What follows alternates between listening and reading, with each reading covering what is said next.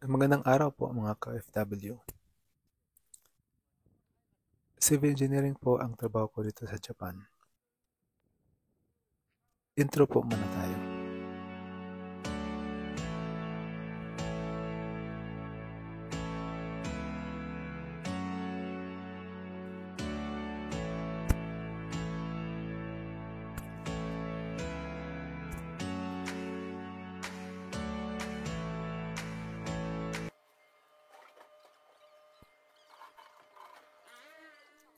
Ang gagawin po namin ngayon ay mag-asfalto.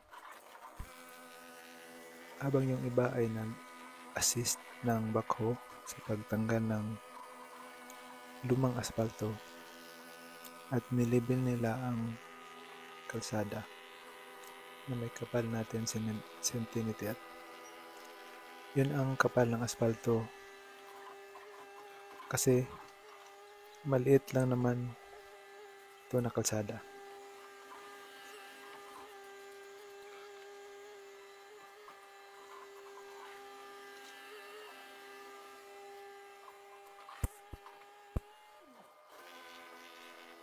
At ako naman ay nag-tamper sa joint at konting walis-walis sa gilid para after ng trabaho, uwi na agad.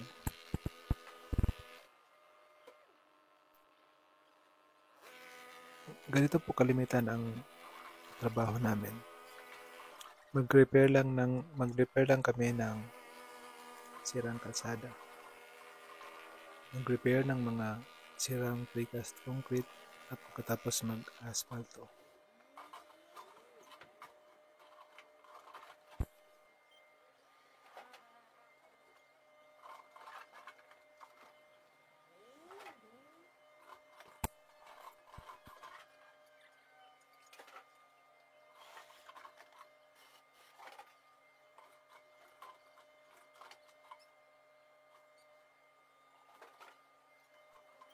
Winter po dito ngayon sa Japan.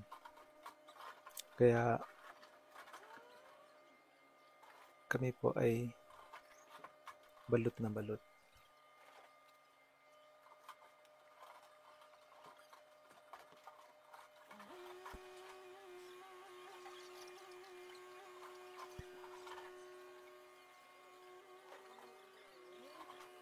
Please subscribe my channel and please leave a comment. Thank you po.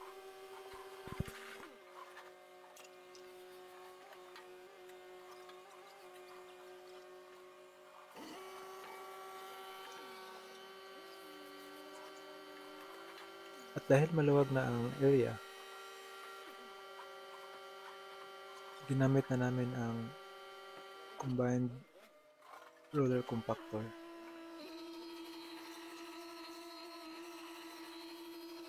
Tinatawag itong combined roller compactor kasi steel yung gulong sa harapan and rubber naman ang likod na gulong.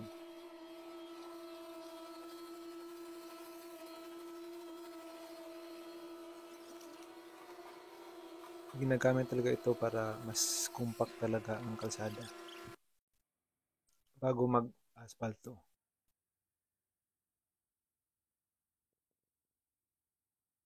Ito na po, tapos na po lahat ang pagtanggal ng lumang asfalto at na-compact na rin namin.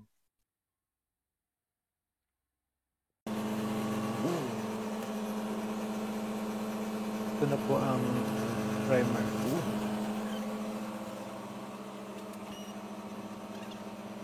Ginagawa talaga ito para dikit-dikit yung galing sa gravel at saka yung asfalto.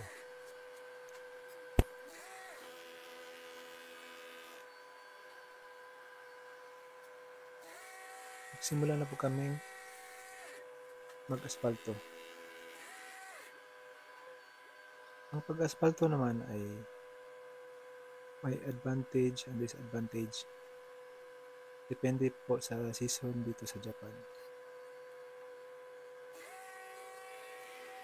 Pag winter, maganda pag mag-aspalto kasi malamig ang paligid.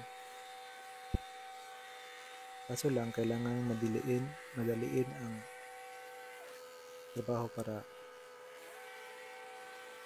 malinis dahil lalamig agad ang aspalto. Sa summer naman, kailangan magbaon ka talaga ng maraming tubig na may yelo na malamig dahil sobra din ang init. Kasi standard dito, dapat na pagdating sa site, nasa 170 degree ang temperature ng aspalto.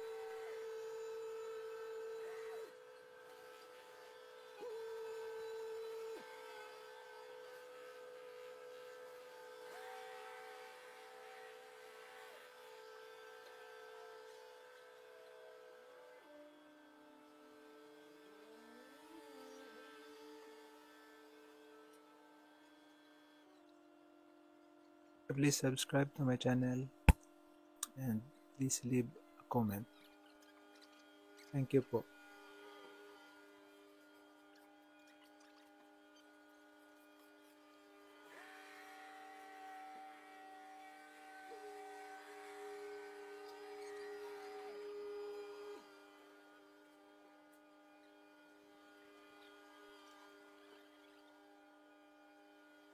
Ito po, tapos na po ang first part.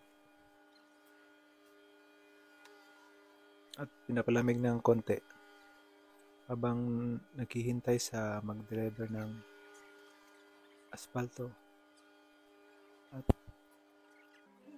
bakbakan na ulit para makawin ng maaga.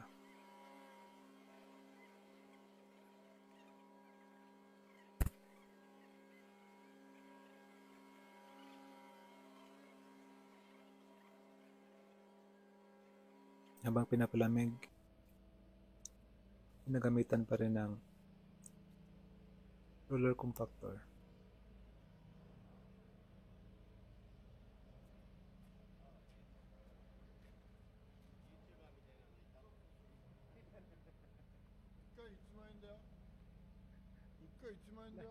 Yung mga kasama ko sa trabaho nangungulit.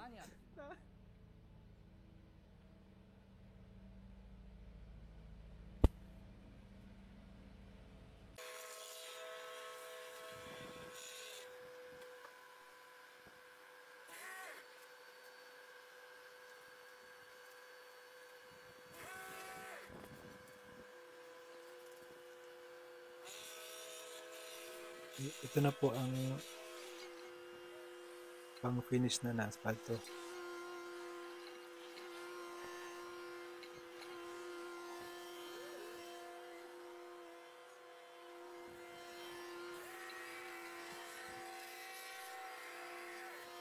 At habang naglalagay kami ng aspalto, yung roller compactor naman ay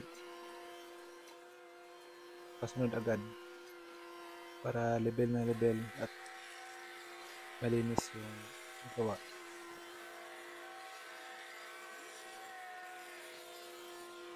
Kita niyo naman umuusok pa ang aspalto na dinadaanan ng roller compactor na may sprinkler na tubig. Dahan-dahan ang ginagawa. Habang kami naman sa unahan ay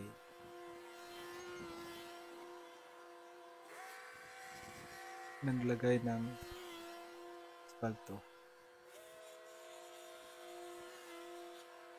At dahil winter ngayon, okay lang mag-aspalto.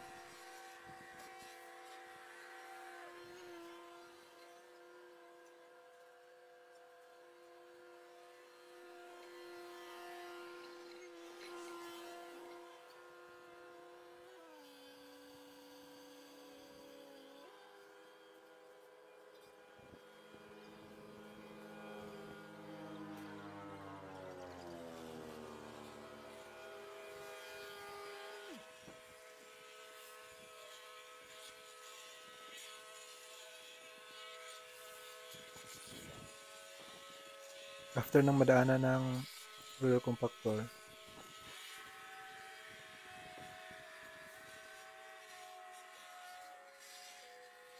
minsan sine-check na namin. At ito na po ang finished product. Naglagay na rin kami ng temporary road marking na puti